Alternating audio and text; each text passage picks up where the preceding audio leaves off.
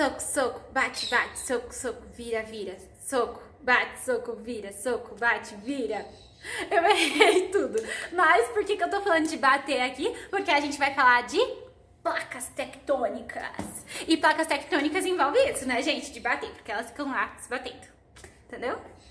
Teve muito sentido na minha cabeça. Mas enfim, a gente vai falar hoje sobre uma placa tectônica específica, que é a placa indo-australiana. Mas antes de cair de paraquedas nessa placa, a gente vai entender no contexto geral o que é uma placa tectônica. Então, pega aí a sua água, respira um arzinho e vamos sacar o que é placa tectônica. Placas tectônicas são uma porção... é uma porçãozinha de queijo bem gostosa. Não é essa porção que eu tô falando, aquela porção bem gostosa. Não é essa. Mas elas são uma porção da camada externa da estrutura terrestre. E essa camada tem um nome, que é a litosfera, que é justamente a camada onde está localizado os continentes, os oceanos, né? A gente já aprendeu isso, então eu sei que vocês sabem do que eu tô falando, né? Mas apesar da placa tectônica estar localizada bem aí nessa camada, os movimentos dela não se dão nessa camada. Elas se dão numa camada... Quantas camadas eu falei, Jesus? Elas se dão numa camada inferior e mais fluida, que é justamente a astenosfera. Ai, que nome difícil. Bom, gente, a placa tectônica, então, faz 3 tipos de movimentos diferentes. Inclusive, quem já leu Verônica Roth vai achar esses movimentos bem familiares. Não os movimentos, né? Mas os nomes dos movimentos. Porque é divergente, convergente e conservativo. Conservativo nem tanto, né? Mas divergente, convergente, super famoso aí e tudo mais, né? Mas enfim, vamos direto ao ponto. Os movimentos convergentes são justamente quando elas se batem. Que é lá no começo que eu tava cantando a música da Xuxa, eu acho, né? Não sei se é da Xuxa. O divergente é quando elas se afastam, né? Então, convergentes se batem, divergentes se afastam. E a gente tem também o conservativo, que é quando elas não estão se batendo nem elas estão se afastando. Elas estão ali se movendo em vertical ou paralelamente. E justamente esses movimentos das placas que são as responsáveis pela formação dos continentes, pela formação de cadeias montanhosas, também por terremotos, por vulcões e tudo mais, né? Então, ela não traz só desastre pra gente, tipo vulcão, nem nada disso. Não, ela também foi responsável pela criação do continente e tudo mais, né? Não pela criação, gente, mas vocês entenderam. A denominação placa tectônica é um conceito que trata da história geológica da Terra. As principais placas tectônicas são placa australiana, placa eurasiática, placa do Pacífico, placa norte-americana, placa sul-americana e placa de Nazca, fora algumas outras menores. E hoje nós vamos falar sobre a placa tectônica australiana.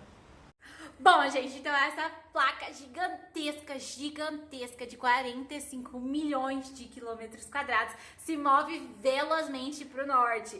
E ela é grandona assim, mas ela também tem muita utilidade, viu? Porque ela sustenta a Índia, a Austrália, a Nova Zelândia e grande parte do Oceano Índico.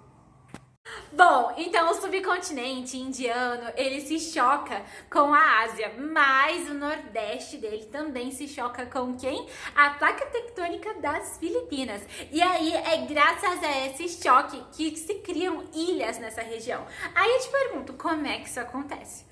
Bom, é bem simples na verdade. O magma do interior da Terra vai pedindo uma licença aí, deixa eu passar para as placas tectônicas. E aí, conforme elas deixam, vão criando brechas. E aí, o magma que é expelido vai fazendo o quê? Vai criando cadeias montanhosas submarinas. E aí, essas cadeias vão crescendo e formando as ilhas. Gente, não é incrível?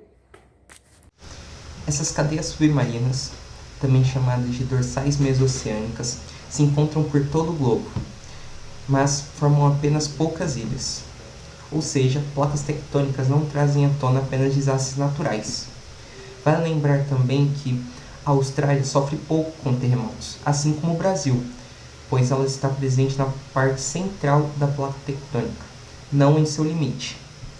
Essa placa se encontra em porções da Austrália, Nova Zelândia e Nova Guiné. Ela também abrange parte do Oceano Pacífico, próximo à placa indiana.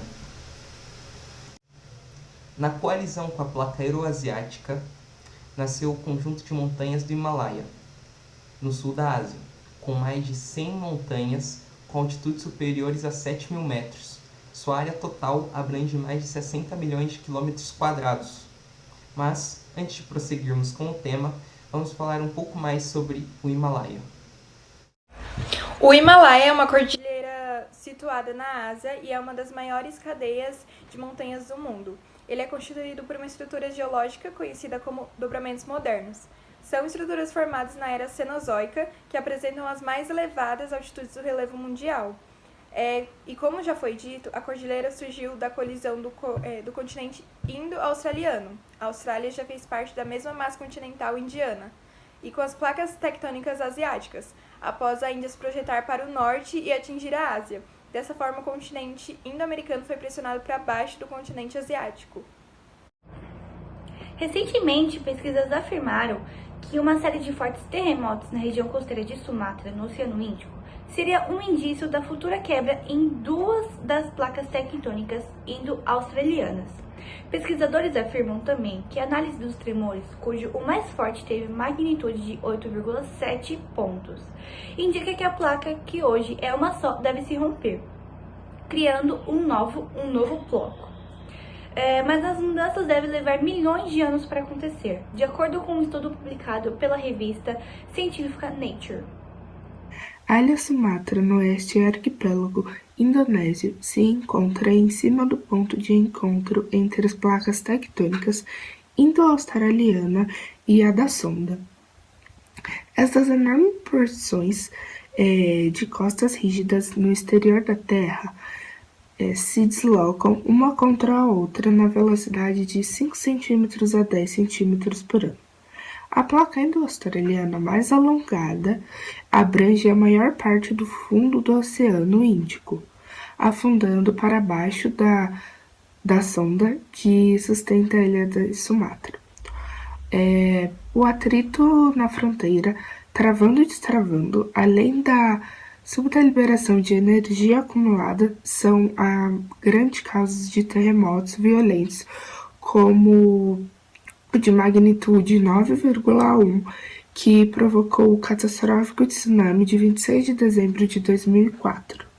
A explicação para que isso aconteça está na natureza do acidente geológico, que na forma como o bloco rochoso se movimenta, que no caso se movimenta horizontalmente para cada lado da quebra, em vez de ele se movimentar verticalmente, que traria a formação de tsunamis. Os sistemas de ébrio também estavam mais a oeste, diretamente sobre a placa indo-australiana, em uma área de formação em grande escala de diversas falhas. Em 2016, Roger Fu, paleomagnetista que viria a ser o futuro orientador da Brenner em Harvard, começou a examinar mapas da Austrália em busca de rochas antigas, onde poderia utilizar essas impressões magnéticas para medir diretamente os primeiros deslocamentos da crosta terrestre. Fu e um colega acabaram se concentrando em um local, o basalto de Honeyetter, na Austrália Ocidental. No verão de 2017, Brenner e Fu se aventuraram pelo interior da Austrália em busca das rochas de 3,2 bilhões de Eles perfuram cerca de 100 núcleos de rocha de vários pontos do afloramento, observando a posição e direção de cada um e combinando-os com mais de 100 amostras coletadas anteriormente.